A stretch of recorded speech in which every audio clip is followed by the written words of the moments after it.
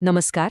आज आपण 19व्या शतकातल्या एका अशा समाज क्रांतिकारकाबद्दल बोलणार आहोत ज्यांनी संपूर्ण व्यवस्थेलाच आव्हान दिलं.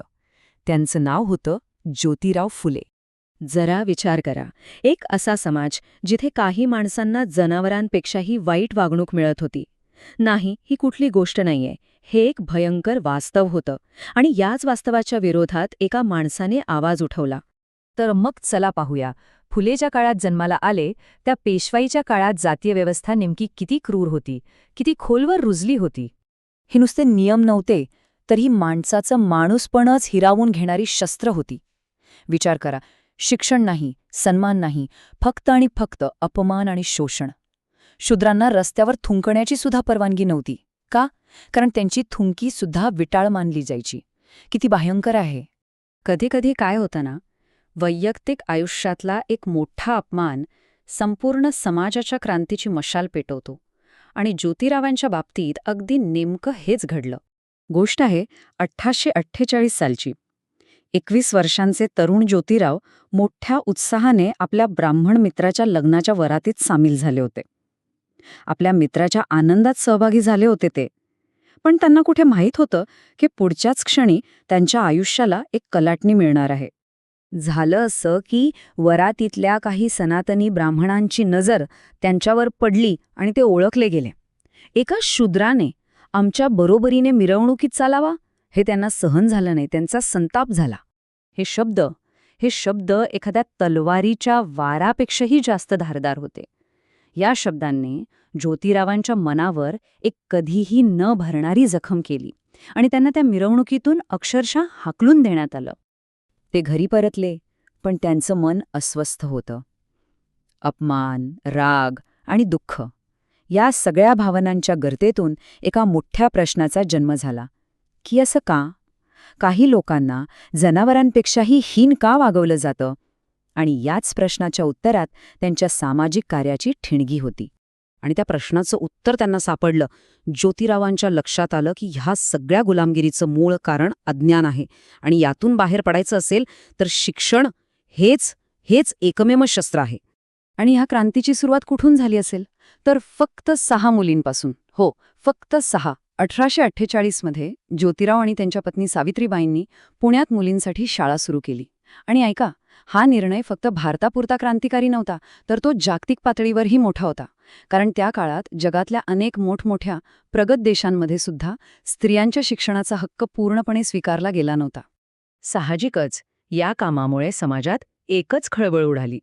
सनातन्यांनी त्यांच्यावर प्रचंड दबाव टाकला, सामाजिक बहिष्काराची धमकी दिली. आणि त्याचा परिणाम?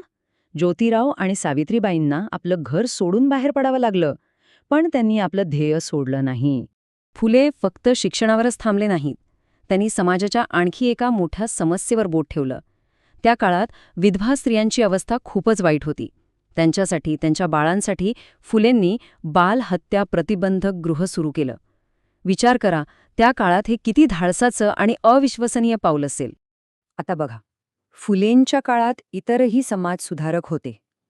पण त्यांच्यात आणि फुलेंमध्ये एक खूप मोठा फरक होता. इतरांना कसं होतं की ह्या व्यवस्थेत राहूनच थोडे बदल करूया, स्त्रियांना शिकूया, म्हणजे त्या चांगल्या पत्नी, चांगल्या माता बनतील. पण फुलेंचा विचार वेगळा होता. त्यांना ती संपूर्ण शोषक व्यवस्थाच मुळापासून बदलायची होती. त्यांच्यासाठी स्त्री शिक्षण ही काही वरवरची मलमपट्टी नव्हती, तर ती एका मोठ्या सामाजिक क्रांतीची पहिली ठिणगी होती. फुलेंना हे चांगलं माहीत होतं की जुन्या व्यवस्थेला फक्त विरोध करून चालणार नाही, तिला आव्हान देण्यासाठी एक नवी, पर्यायी व्यवस्था उभी करावी लागेल.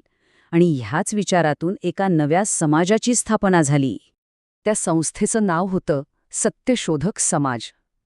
नावाप्रमाणेच त्याचा उद्देश स्पष्ट होता, सत्य शोधणे. पुरोहितांच्या वर्चस्वातून आणि मानसिक गुलामगिरीतून बहुजन समाजाला मुक्त करणे. त्यांना त्यांच्या माणूस म्हणून असलेल्या हक्कांची जाणीव करून देणे. ह्या समाजाने पुढे जाऊन डॉक्टर बाबासाहेब आंबेडकरांसारख्या युगपुरुषांना प्रेरणा दिली. सत्यशोधक समाजाने थेट पुरोहितशाहीच्या मुळावरच घाव घातला. त्यांनी पुरोहितांशिवाय लग्न लावण्याची प्रथा सुरू केली. अर्थातच याला प्रचंड विरोध झाला. प्रकरण अगदी कोर्टापर्यंत गेलं. पण शेवटचा विजय मात्र सत्यशोधकांचाच झाला. फुलेंच्या कामामुळे त्यांचे शत्रूही खूप वाढले होते.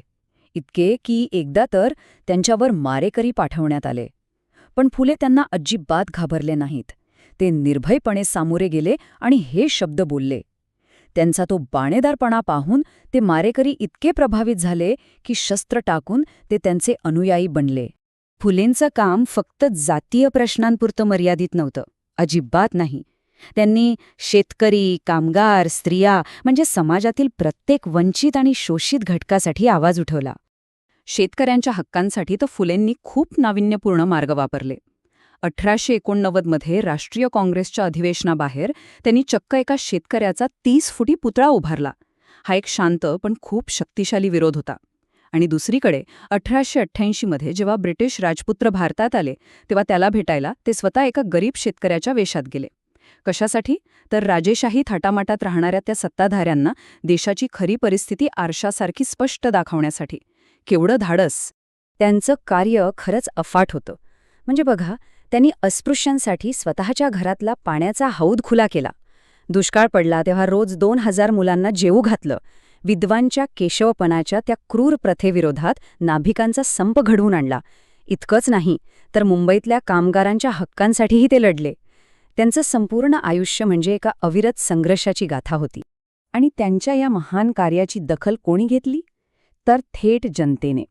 1888 साली मुंबईच्या जनतेने एकत्र येऊन त्यांना उत्स्फूर्तपणे महात्मा ही पदवी दिली. कोणत्याही संस्थेने किंवा सरकारने नाही, तर लोकांनी दिलेला हा सर्वात मोठा सन्मान होता.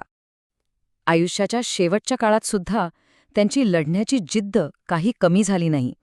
पक्षाघातामुळे त्यांचा उजवा हात निकामी झाला, पण ते हरले नाहीत. त्यांनी डाव्या हाताने लिहायला शिकून आपला शेवटचा ग्रंथ सार्वजनिक सत्यधर्म पूर्ण केला. शेवटच्या श्वासापर्यंत ते लढत राहिले.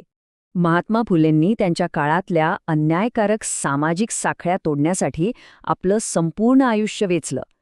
आज आपण सर्वांनी स्वतःला हा प्रश्न विचारायला हवा की आपल्या काळात अशा कोणत्या अदृश्य न तुटणाऱ्या साखळ्या आहेत ज्यांना तोडण्याची आज गरज आहे.